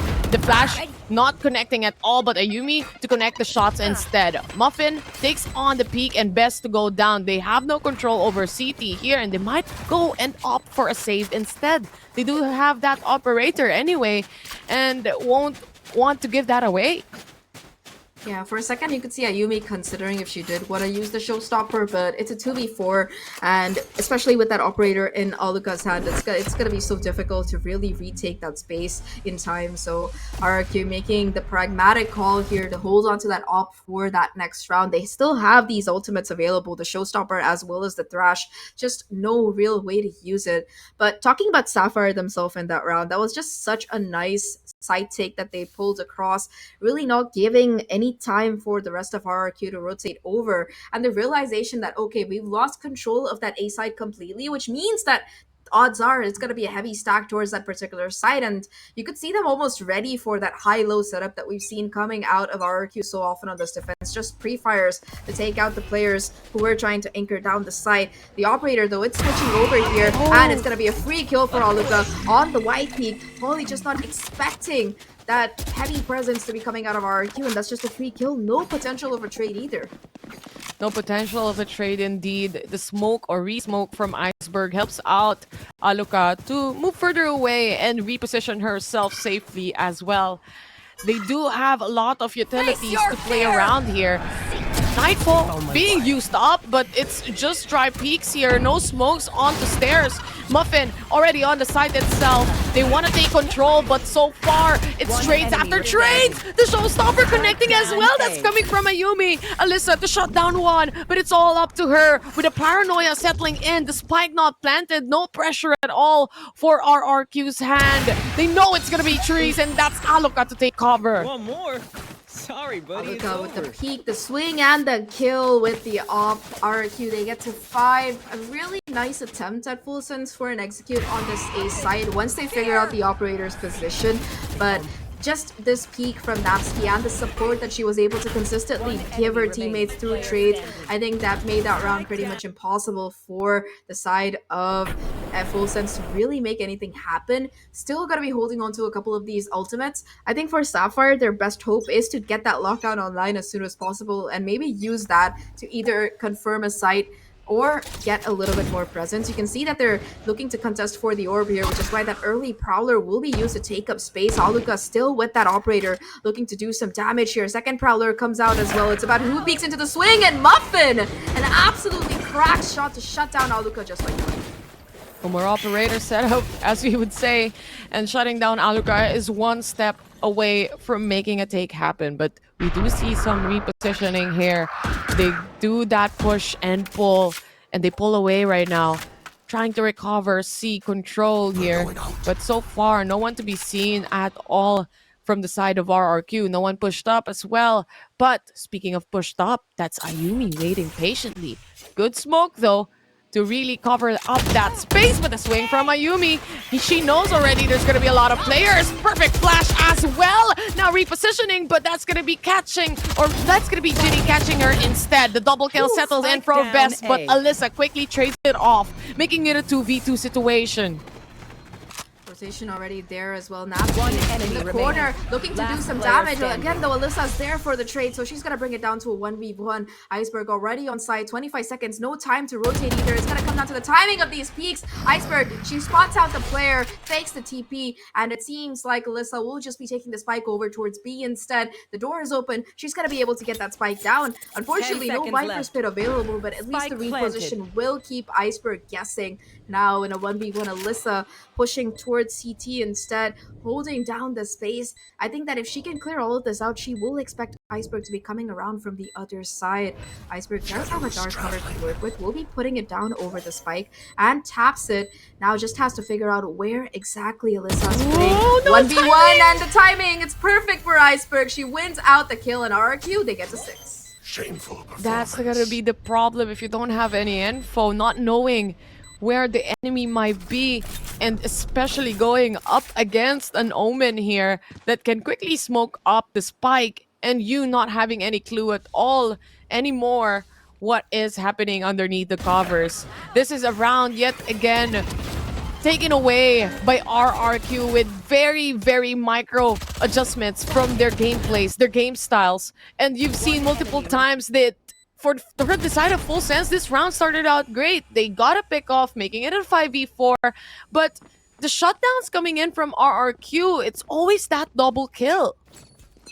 I think they're also, RRQ have been so good to respond even in these situations where they're a player down. I think that the fact that so many of these rounds their players are just able to swing out and find a double kill and even numbers up has proved to be in their favor. I think last round it was really Iceberg and Best who were able to pull that off, do the damage possible. Now FULLSENSE on a bit of an eco round, look to push into the C site. It's gonna be up close though. Ayumi with the sprays already to find 4 kills in fact. Angel finding another 2 on track for the ace, and she gets it to herself. Ayumi, all of the kills coming in. Second ace of the day, I believe. And it will be RRQ to find 7 What in a a very setup. explosive round for sure. What a they were set setup up coming alright. in from RRQ. That ace was set up completely for Ayumi to take. It was just her, about her, hitting her shots. They do have Aluka on Waterfall, already throwing up the Dizzy. Aside from that, they also do have that Paranoia. Aside from that, you also have the Sky flashing out C-Long. How can you not get an ace when you have a setup like that? It just so happens that she or they were all there in C-Long as well. I'm sorry, that round is still shocking to anybody who was watching. The worst part is that Muffin, she invested her showstopper to try and stop Ayumi there, and Ayumi still dodged it thanks to that satchel play. Really takes you back to, I think it was on Bind. It was Nuki playing, and he just satcheled in midair to dodge the showstopper off the weapon, and it just takes you back all the way to the fundamentals of Valorant. So really a nice play to come out of Ayumi, and she will have her own showstopper still in her pocket as well for this round. So that's huge. Prowler doesn't clear out Iceberg, so she's still gonna be tucked away into the corner here. Ginny now with the Haunts looking to take space on this B side. With it being broken early on, it's just a possibility of Iceberg to find these kills. Instead, though, it's gonna be the rotation to come out of the FULLSENSE side, perhaps expecting the C side to look a little bit more empty, and they would be right on their guess. That is a little scary. They don't know. They didn't know Iceberg was there and thought there's no one. They checked it up, but this is already the Cypher 30 traps seconds left. being triggered. They know it's gonna be that C hit. They have that Viper's Pit. They have to act quickly as Spike well down, as C. Polly puts down Ayumi. At least there's not much pressure on this player as well. A 4v3 scenario. The use of the lockdown. It's FULLSENSE on the post plant. And in this Viper's Pit, the visibility for Alyssa gonna be miles ahead of anybody else. Already able to find Iceberg as she tries to push in. 2v4 situation now, and FULLSENSE, they seem to hold all the cards here. Heavy investment into the round with both of these ultimates coming in, but that just makes them confirm that they want to win, and being as behind as they are, Best tries to make something happen. Napski to find at least one kill, but it's still gonna be a full sense round all the way here. The defaults and the quiet walk into C finally working out in their favor. And of course, the usage of the lockdown and the Viper's Pit confirmed the round for them, which will bring them to 2 here. That said though, for RRQ, they're gonna have to feel pretty happy about that one, because even though they lose the round, they still draw out these ultimates, so that's one less thing they have to worry about in this next one. Well invested though in the hands of Alyssa to really try and secure the point that we have right here for FULLSENSE right now. And I don't know what will happen in that round if that Viper Spit was not committed anyway. But look at this. RRQ, they do have a showstopper, they do have a trash, and I feel like this would go hand in hand in combination when push comes to shove. Push comes to shove. A lot of pressure here on Sapphire's shoulders, already down that first map, and now looking at a huge lead slipping out of their hands in RRQ's favor. You can see that Sapphire, they're just not sure how to approach this. I think these fast and heavy hits on C have been the rounds that they're winning so far, but it's necessitated some crucial ultimate usage as well. They're going to be able to farm up Ginny's Nightfall, getting ready for the execute itself, and that's going to be the cue for them to launch in onto the site. Once again, left open for the retake here. Napski forced to fall back thanks to the Nightfall. And you can already see the utility usage coming through as well. Immediately gonna get broken. And it's Napski inside the smoke to find only one kill. Holly immediately there for the refrag. Still a 4v4. Still a 4v4 like you said here. But trash already being used up. Right now, is there anyone who's gonna get caught by this? The jump is there. The Viper still stunned, but it's all out to Aluka. She's the only woman remaining right now. She still has a wingman. She managed to pick up that kill as well.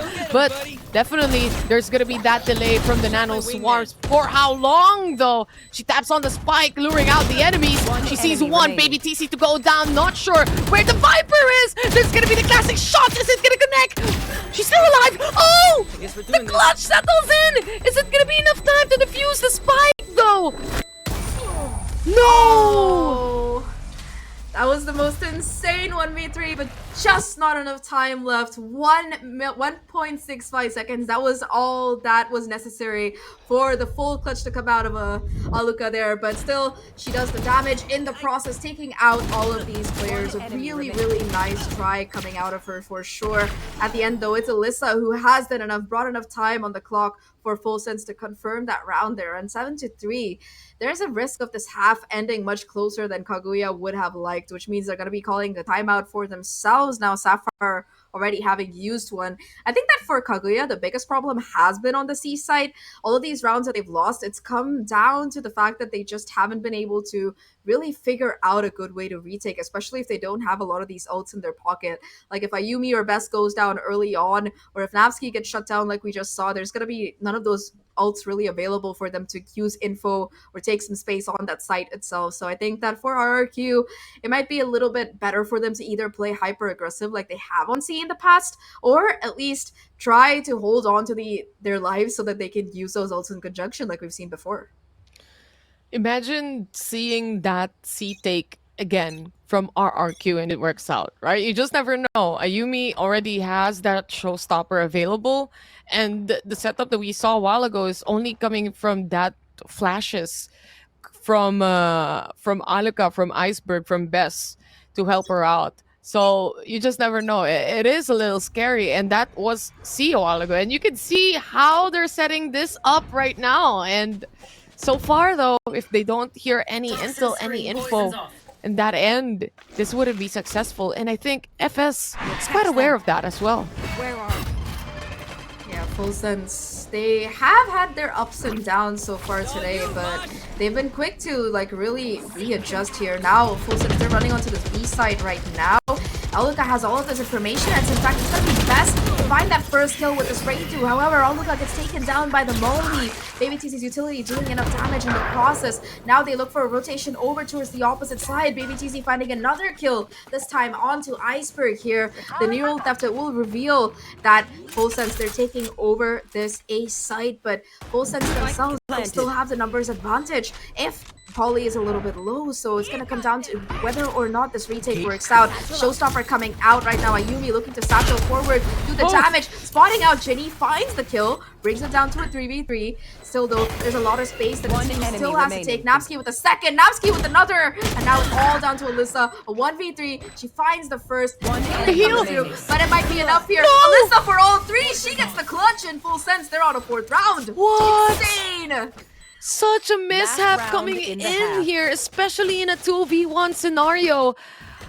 And this is already information given. Enemy remain. At the end of that round, they knew exactly where Alyssa would be. Ayumi saw her already. But instead, I don't know what happened there for RRQ side. And this goes to show, like, from the previous games that we also saw them on, it seems like it's always that middle of the game where the ball is a little dropped in their end. And if it continues, it might have that momentum swing towards FS. And like you mentioned a while ago, Zach, we might be seeing much of a closer round in the first half compared to what we were expecting from the first initial rounds we saw. I mean, it was 7-1 at some point. So yeah, definitely Full Sense being able to adjust and bring it back is huge for them. They're not giving up on that grand final attempt quite yet, I gotta say. Even if RRQ were a map ahead and several rounds ahead, they finally seem to have swung the momentum back in their favor, though. Economy in this last round looking a little bit dicey for this RRQ squad. That said, though, no ultimates available for either side, so it's just gonna come down to superior gunplay. Muffin already being able to find that opener as she satchels in. Besto still on site, looking to play spoil sport here. Turret, it might not spot her out in time, and a beautiful Dizzy to catch out a player. Still coverage there from the rest of the Fulsen squad, and they're able to hold and keep themselves alive. 4v3 situation, numbers in favor of Fulsen. Like trying to satchel in, be a hero, but it's gonna be Baby TZ to stop her. Now just Aluka and Iceberg versus the world here. Polly takes down Iceberg, and it's just Aluka now in the corner. Has to somehow try to isolate these kills first. Problem gonna be Baby TZ, and Baby TZ puts her down. 7-5 is how we're ending the half here. Full Sense, they make it closer than anyone could have reckoned after the start that RRQ had. What a half we have right here, Zach. From having that one side, now we are very close to a 7-5. Let's hear what the panel thinks about this first half. Ray, Richu, and Raf, how are you guys? I mean, I'm on the edge of my seat, but oh my god! She got scared. Is that- There was a loud noise outside. Is that not Manju? That's not Manju. It is. It is but Manju. I get your dog names mixed up because they're so cute. But I mean, what does Manju think about the 7-5 half? Because FSF are trying their darndest to claw victory from the jaws of a defeat. What do we think? So, Manju was telling me that the biggest point of contention from the first half was definitely that first point of contact. I mean, as soon as Full Sense figured out that there's a little bit of lag on the side of RRQ when it comes to transitioning from one protocol to the other, that's when they kind of started being a little more aggressive. It started very slow on the side of Full Sense, you know, where they were once again trying to set up that springboard for that very, very important first pick. And after that, they were just basically not allowing RRQ to plant their feet for the retake or for whatever they had in mind. Now, with that being said, I feel like this is a sign on RRQ's side that they're having a little bit of analysis paralysis. And hopefully on the attacking side, they don't suffer the same fate they had on that Sunset map earlier today, which was kind of overplaying. Again, just to reiterate, they were reverse clearing with a lot of difficulty for no apparent reason. When they stayed true to their basics, they played super, super well. And that's all Manju has to say. All right, well, you know what? I think that Manju is absolutely right. We're gonna go back into game to figure out if Manju's the prophet of Game Changers APAC herself. Ladies, back over to you. Manju's too cute. How can you not believe her, right? Like, who would lie? if she's so cute. But anyway, good recovery here from Full Sense side, Zach. And so far, it's been working out great in their favor. Like Raph said a while ago and mentioned, they have been, or actually understanding the protocol that RRQ tries to make whenever on that defense and whenever they change up the pace.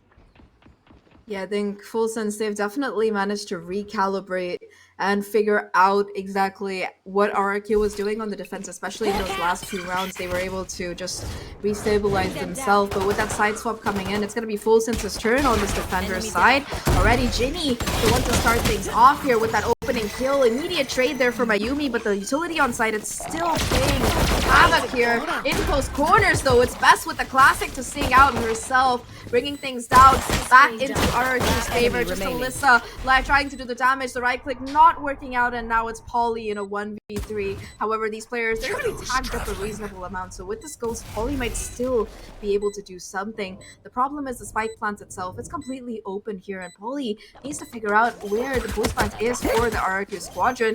Wingman comes out, the spike gets tapped, the flash as well, and the barrage of utility, it's enough to shut down Polly completely as RRQ, they take another pistol. I think that's 4 out of 4 pistols so far for the RRQ squad. Yeah.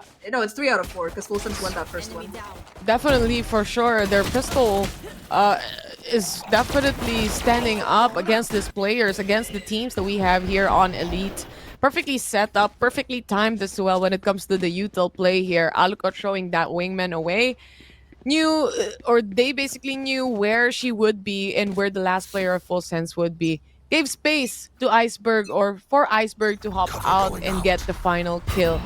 Pistol rounds though, that's the first step, but this time around, RRQ, they do have that Bulldogs, they do have that Spectres, and even a Marshal in the hands of Aluka. Well, we've seen her from a while ago really bringing out the action with the Operator. I couldn't say otherwise when it comes to this Marshal as well when it hits. I'm surprised we didn't see her pick up that Operator more in that first half, but you know, it could honestly be her time to shine in the second one. But it seems like RRQ once again going for a pretty straightforward execute on this B side, or at least giving them the appearance. They look to rotate towards C instead, possibly with the door being open, but again, it's just a false alarm here coming in. You do see the backstab already coming through. Alyssa, along with 2 of her teammates, just taking up so much space towards C long. If the side of Sapphire RRQ do decide to rotate, it could lead to a lot of problems. Now the door opening, they look to come in. Aluka with a fatalist shot onto Baby, he takes her down. Bess and Iceberg also chime in with a couple of kills on their own, and now it's just down to Ginny. She finds at least that first pick onto the Cypher there, but Bess is just waiting around the corner to find that second kill. 9-5 right now. RRQ 4 rounds away from eliminating their opponents and locking in that grand final spot. They are, and at the same time, the classic shots hitting and only good for 1 here from Ginny's side. Couldn't do much anymore as the position has been given away as well. And they weren't able to secure more kills on that buy coming in from RRQ. That means only one thing, that they're gonna still have those Bulldogs, Spectres, and a lot of economy cushion to recover for the next following rounds. Ginny flashed out, but really creeping up is some of the players. Oh my god. To get 1 and even 2 with Polly going down. This 2 troublemakers onto A main already killed off. Yeah, Muffin and Polly, we've seen that aggression to come out of the race before towards the A side, but RRQ, if they can do it, they can also expect an immediate response from Polly there, from Iceberg there rather, to take down both Polly and Muffin, bringing the numbers back in RRQ's favor. That's also rifles that the squadron could possibly retrieve here, and you can see Ayumi watching for the cross. The moment this gun gets picked up, there might be a swing through to come in, and Alyssa, she does it to perfection. Things back down to a 3v3. Aluka looking to open the door, maybe create some pressure on that B side. Instead, the Spike's still in possession of this RRQ squad. In fact, they do look to rotate towards B instead. Nobody really playing on site. However, that door being open, it will make things a little bit more possible for the side of FULLSENSE to take more control. Still a 3v3 though. Ginny, if she can win this fight, it might decide the round here and how it plays out. She gets 1, but Ayumi there for the refrag here. 2v2. was just gonna say that trash is available up online because of that plant on the spike. But look at this, perfect on that paint chills. They know exactly where to throw it, especially with the Yumi, even on that satchel play. They know this exactly. Baby TZ to already defuse the spike might be able to, but the hop out from Nabsky just in time to not let the round slip away. RRQ on a double-digit scoreline here, Zach. That was their bonus round as well. Remember, Sapphire, that was their full buy going up against RRQ Kaguya's bonus, but RRQ, despite having only Bulldogs to work with, they still do so much damage, and of course, that post-stun coming out of them towards the end. I think the fact that it was Ayumi to win out this fight, get a refrag on the paint shells, and after that, just try to play that 2v1, made this round look impossible for FULLSENSE to really do anything, unfortunately. Now, Economy once again gonna be on that back foot journey with a hero Bulldog to try and do some damage, but RRQ, they seem to hold all the cards in spades. They also have that thrash, like you mentioned, from that last round, so they could use that to take up all of that space right off the bat. Haze, though, is not what FS is gonna get this time. Alyssa forced to move away. They do take that first kill already, and I think, of course, with the orb control, quite easily to get.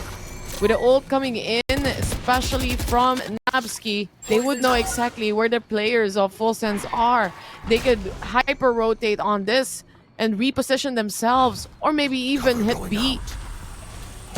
Hitting B seems to be the call. You can see the squadron lying in wait here. Sheriff trying to find that damage early on, but a beautiful Drizzy to catch Molly out in the open. Still, though, FULLSENSE, they're able to find a couple of kills for themselves at the very least. It's still going to be a 1v3 at the end, and Best shuts Alyssa down. RRQ now at 11, 2 rounds away from sealing in their spot in that grand final, and FULLSENSE, they gotta be feeling the pressure here. Once again, they're finally gonna be having their own full fight come in, and this is their last chance off because they don't have any more second shots, and this is the lower bracket, and they gotta win this map to keep themselves in the tournament.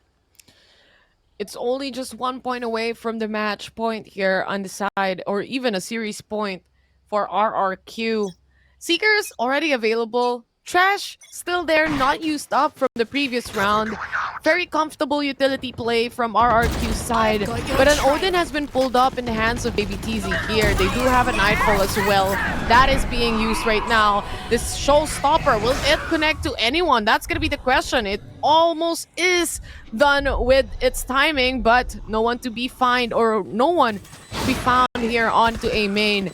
They move further away from the site. It's still that post plant again from RRQ. They already positioned themselves.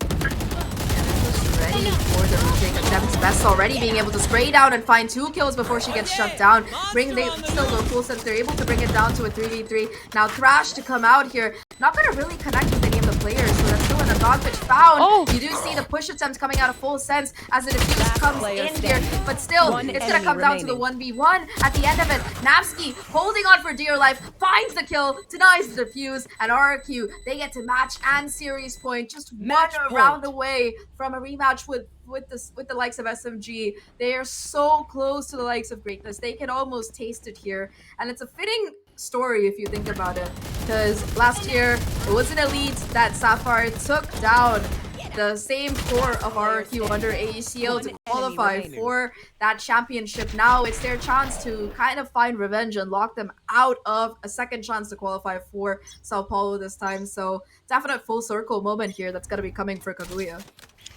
Tables have turned indeed. Still not yet sure though. For FULLSENSE, they have to have that 7 perfect rounds for them to take the tie and make it to overtime. But that is 7 perfect rounds. And for the meantime, RRQ, especially with the micro decision, and specifically for Nabsky, going in that smoke, allowed her to really secure that no one's defusing the spike. You don't need to, you can just come down.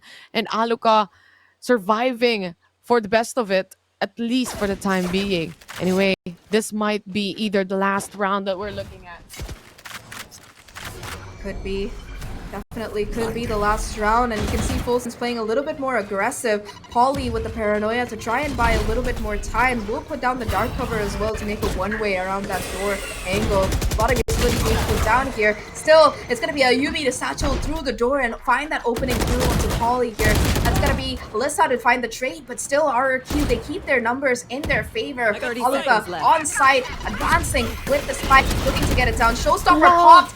Muffin finds the kill, but still again a Yumi there for the kills, and now it's One just gonna come enemy down to remains. Muffin. She can't do anything. Completely denied on every front. It's gonna be RRQ to find the 2-0 to make it forward to the grand finals for a rematch against Team SMG. They take it in dominating fashion to boot on both of these maps. RRQ survives yet another matchup here in our brackets. And Zach, to think of it, they've had 2 best-of-3 series for today. They've went through a lot and a well-deserved win, and respect towards that wins as well. And as we see and as we say, tomorrow is going to be another day. But GG's, of course, to FULLSENSE Sapphire.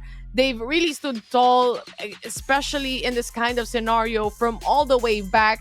And at least for the time being, this time it's RRQ's time to shine. That anti-hero we were talking about definitely is there. The storyline continues. But so far, any last words before we actually turn it on to our panelists? RRQ played out of their minds today. I think that they really went back to the drawing board, did some research. You could see a lot of these maps that in the past that they looked a little bit weak on, they really improved their standard. Like Lotus, for example, we saw it only a couple of days ago in that upper bracket against the same FULLSENSE, and they just looked so much more confident. So I'm really looking forward to seeing what this team is going to cook up in that grand final tomorrow, especially if you consider that it's going to be Ineri on SMG playing against her old team in RRQ. But that's, like you said, that's for tomorrow. Today, we still have our wonderful panel to break things down for us. So at least for the last time today, RRQ, it's all yours. Thank you, ladies. With that, FULLSENSE Sapphire's bid to Sao Paulo comes to a full stop. They were our region's representatives for last year's Game Changers, and historically, the gatekeepers of RRQ in Game Changers. APAC 6 and 1, I believe, was the 7 times that these two teams met in favor of FULLSENSE Sapphire. But today, of all days, right when it counts, RRQ show up.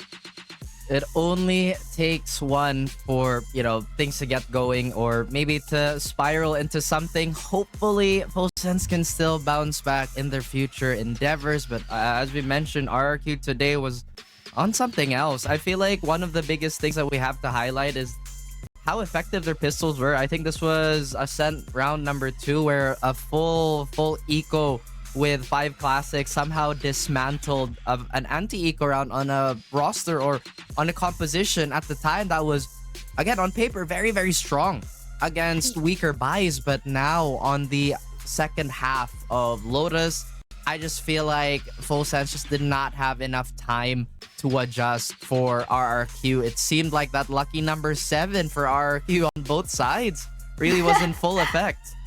Yeah, and absolutely, talking about the pistol rounds as well, because they were such a problem for FULLSENSE Sapphire today. And you're talking about Ascent over in map number 1, right? They lost round 1, they ecoed on round 2, and managed to win that one with the 5 classics. Nabsky, of course, nabbing that, I think, double or triple kill in the first half. Second half in the pistol round as well was where Nabsky got her ace that time. And when you think of pistol, right, you think aim difference, but that's not something that you expect to see when it's FULLSENSE Sapphire and RRQ, because both of these squads have such cracked out aimers, and you just don't expect that the pistol round is going to be so overwhelmingly in favor of RRQ. But looking at more of the stats, we've got 5 out of 5 post plans for RRQ. Just harking back to what you're talking about this time around, just how we were playing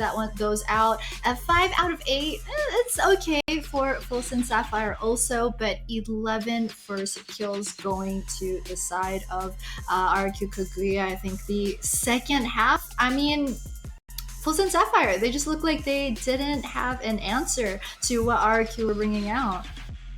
Exactly. And RRQ, another thing that I feel like I haven't highlighted enough is how they've been playing around their utility. And granted, that sounds super obvious, but the way that they've been handling their ults and just how they've been shuffling through, as I mentioned, their ultimates in rounds where their buys would be weaker has just been super, super smart. One thing that Aluka has been doing with Brash is that she's been trying to close the distance, so there's an extra target and potentially another free kill for her teammates to kind of close the gap on, and so on and so forth. I think the way that they played, especially in the second series, and how they recovered from a little bit of a mental stack overload against their opponents in the first series was really, really something to admire, because again, you talked about stamina, you talk about the potential fatigue that these teams have to go through, especially on back-to-back endeavors like this one. 100%. And it's kind of apples or oranges, right? Like, you're never really sure which way it's going to go, because, we're saying for RRQ Kaguya, they had to play 2 series. Have you never heard that phrase before? No, I mean, like, why can't we like both apples and... But you know what? That's fine. Don't worry about it. Go continue your point.